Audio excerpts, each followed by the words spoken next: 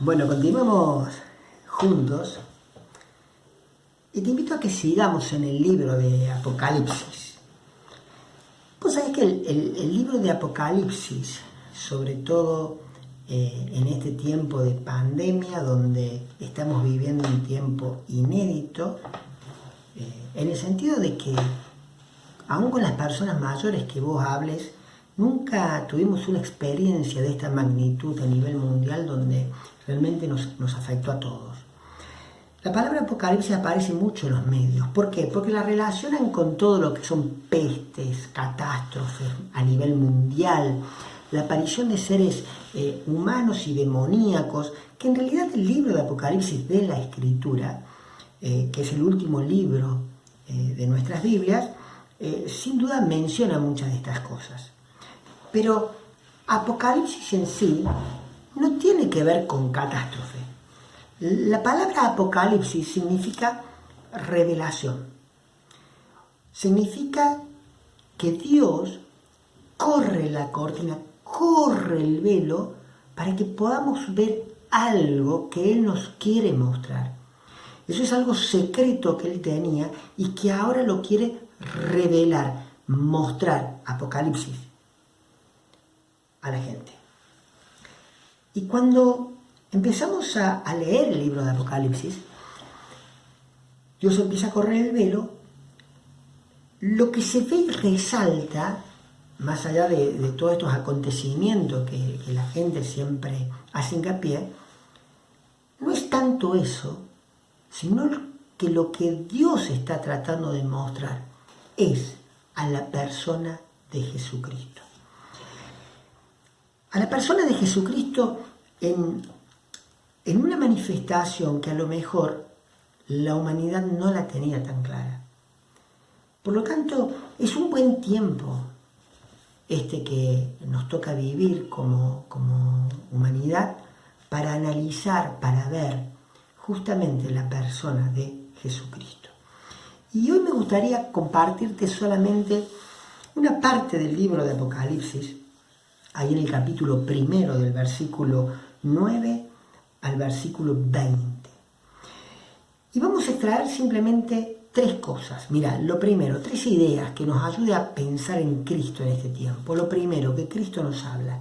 Lo segundo, que Cristo está en medio nuestro. Y lo tercero, que Cristo es el centro de todo. Él es el Señor. Vamos a leer el pasaje.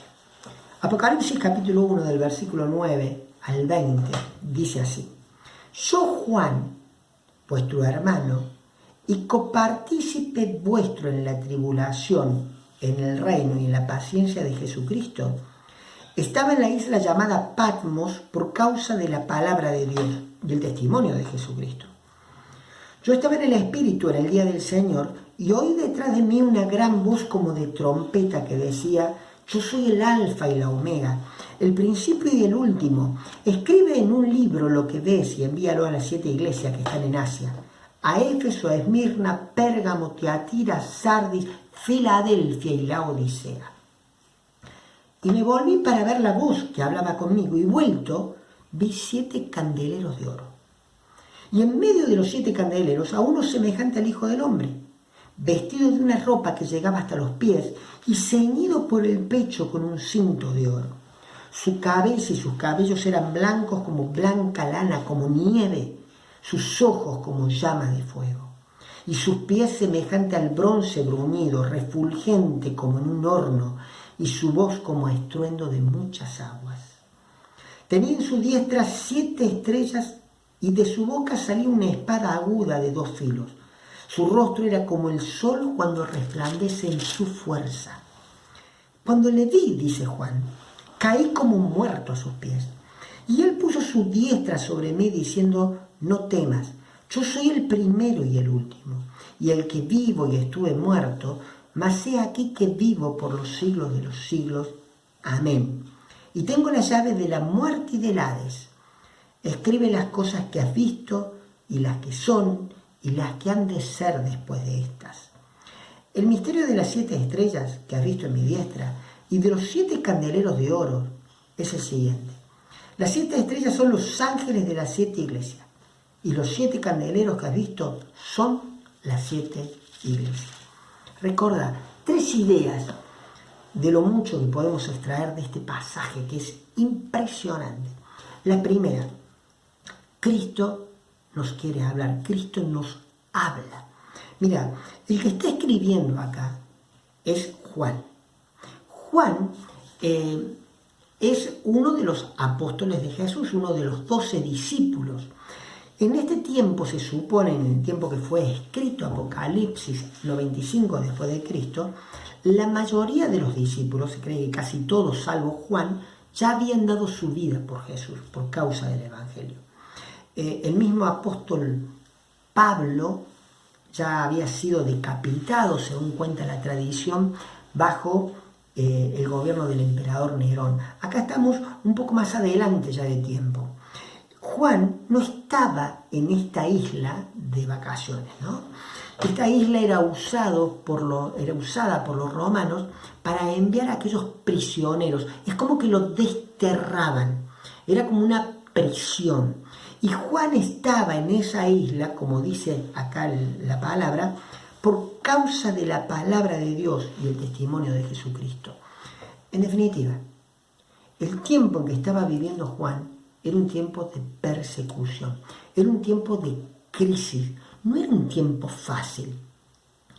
Pero no era solamente para Juan, sino que Juan, cuando está escribiendo, se identifica con los otros hermanos de las iglesias, porque él dice, soy copartícipe vuestro en la tribulación. El tiempo que la iglesia estaba viviendo cuando fue escrito Apocalipsis era un tiempo de crisis, de prueba, de persecución. Y Juan lo estaba viviendo. Ahora, hay algo que me llama mucho la atención. Porque dice que Juan estaba preso en Patmos, ya sabemos la causa, y un día, que no nos vamos a detener a qué se está refiriendo ahí como el día del Señor, un día él estaba en el Espíritu. Y a mí me hizo pensar mucho qué significa esto de estar en el Espíritu. Y podemos especular mucho, porque algunos dirán, y es una situación en donde a lo mejor empezamos a recibir visiones, o es como una especie de trance. Y no me gustaría especular en ese aspecto. Lo que sí me gustaría, y que creo que queda muy claro en el pasaje, es que estar en el Espíritu es estar en una comunión íntima con Dios.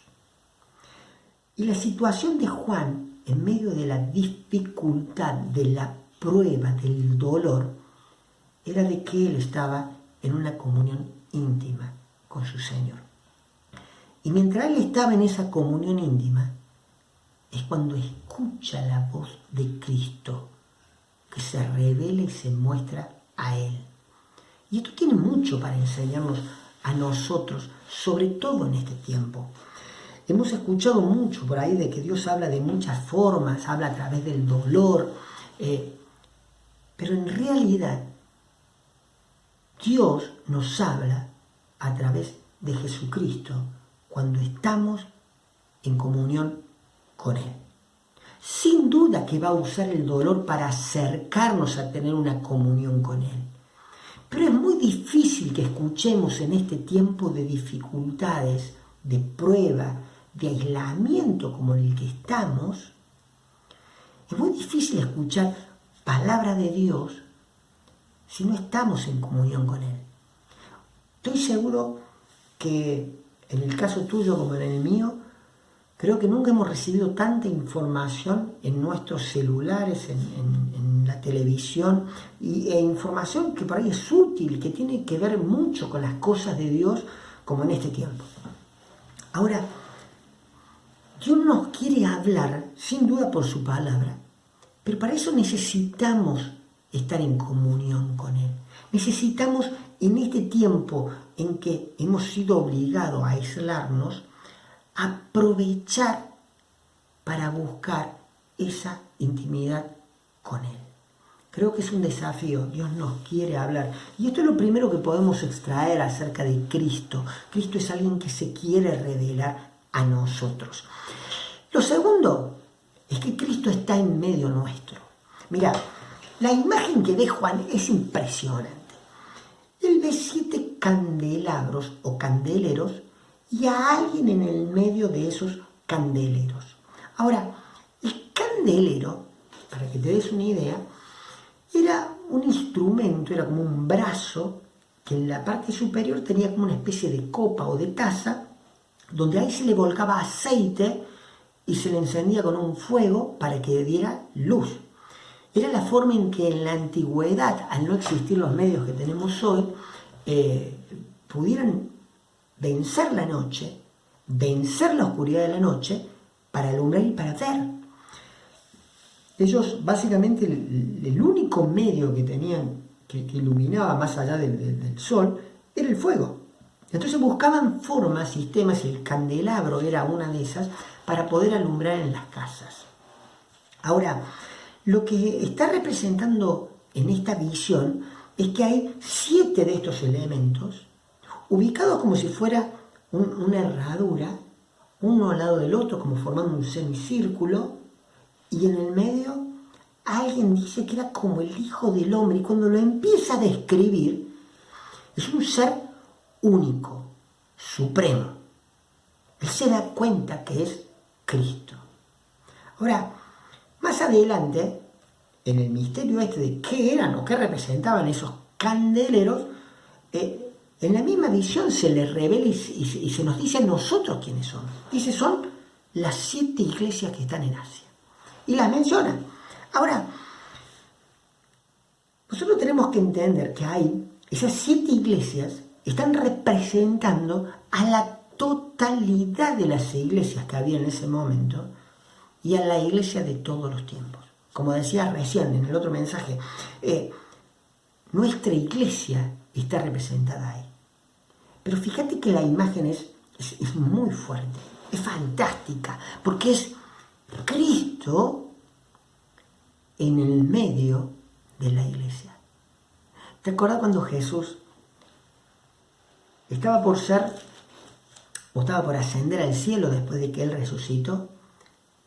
Él va a dar la gran comisión a su iglesia, pero va a dar una promesa diciendo, yo estaré con ustedes siempre, hasta el fin, siempre. Ahora, Cristo está en medio de la iglesia. Y podemos pasar por dificultades como en el tiempo de Juan, de persecución, y Cristo está en medio de la iglesia.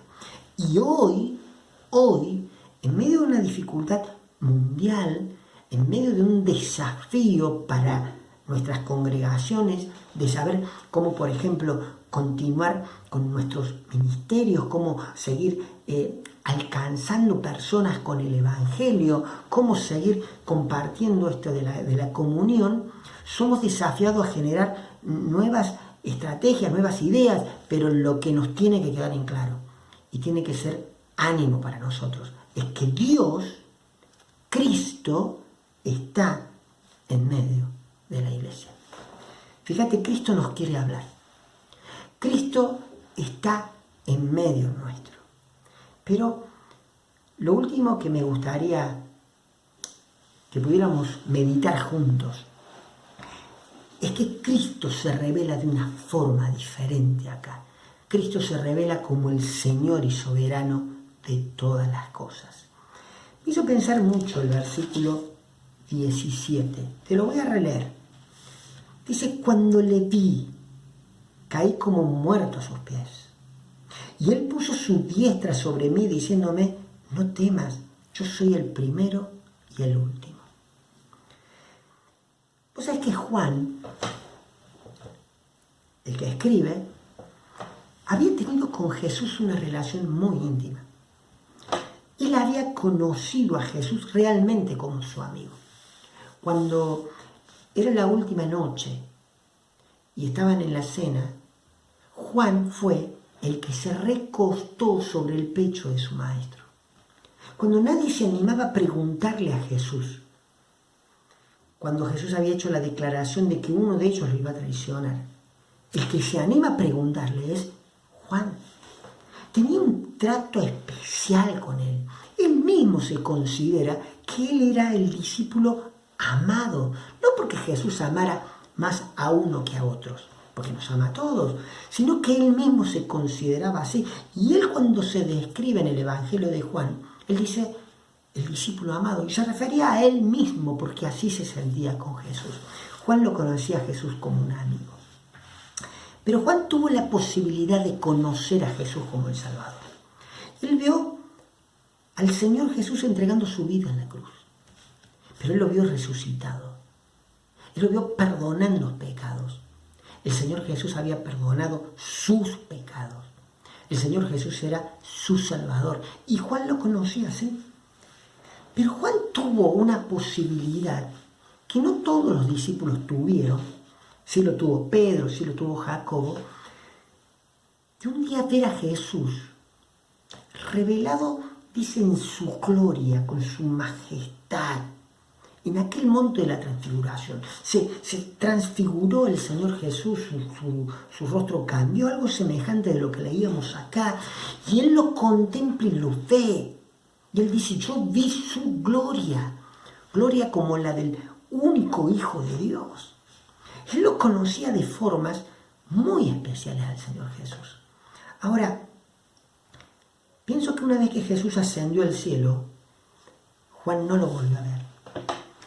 Habían pasado muchos años. Y se encuentra ahora en la isla de Patmos y tiene esta visión, esta aparición del Señor Jesús.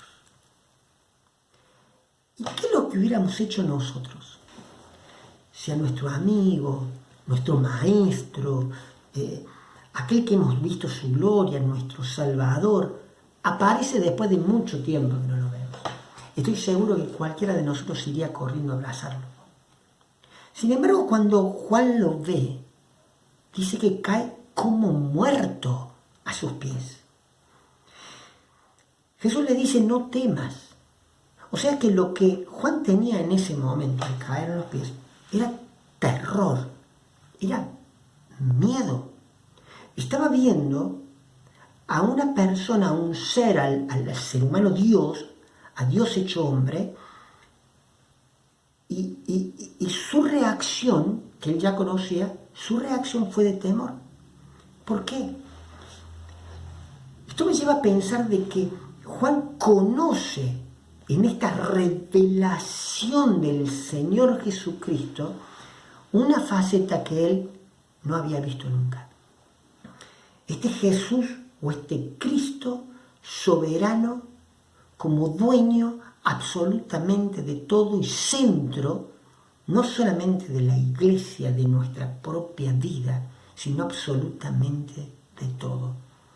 Y frente a esa reacción lo único que puede hacer es caer de rodillas, postrado como muerto, delante de los pies de aquel. Ahora, la respuesta de Jesús fue la respuesta de un amigo, porque lo toca y le dice, hey Juan, soy yo, el Salvador, el que estuve muerto y ahora estoy vivo, el que tengo la llave de la muerte y del Hades. Y lo anima a que se levante para escribir esta revelación que le estaba entregando.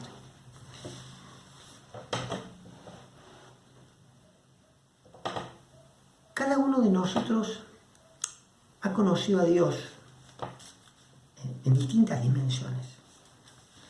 A lo mejor vos lo conociste a Cristo como un amigo y a lo mejor te quedaste ahí. Y entonces hablas con él y de la misma forma que haces con un amigo, a lo mejor hoy no tenés necesidad de hablar, no lo hablas. A lo mejor como un amigo pasa el tiempo y no le contás a lo mejor tus intimidades y después sí. Como un amigo escuchas su sugerencia, pero no, a lo mejor lo tomás simplemente como un consejo, un punto de vista más. Y está bien que tomemos a Jesús como amigo, pero no nos podemos quedar allí.